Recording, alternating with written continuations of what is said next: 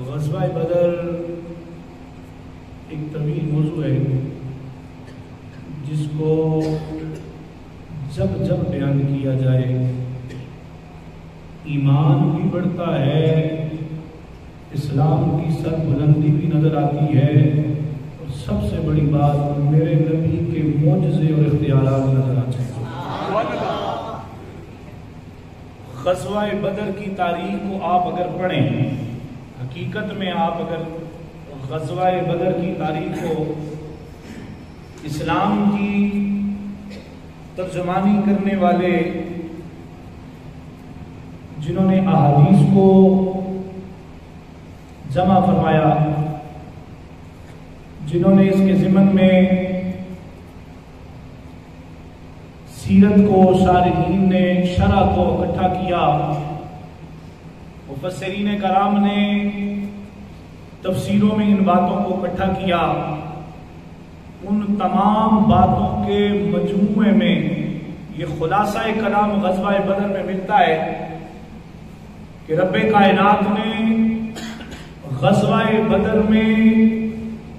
نصرت عطا کر کے یہ عالم اسلام کے مسلمانوں کو یہ پیغام دیا، اور میں او لوگوں، اگر اسلام کے لیے تم اخلاص کے ساتھ چلو گے، بلندی کے لیے نکلو گے، تو فتح بھی تمہاری ہے، دنیاوی جتنی نعمتیں ہیں وہ بھی تمہاری ہیں، اور تمہارے سامنے جتنے بڑے سے بڑے کافر آئیں گے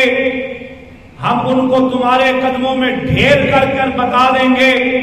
کہ جس اسلام نے تمہیں عزتیں دی ہیں وہ اسلام تمہیں حفاظت بھی سکھاتا ہے۔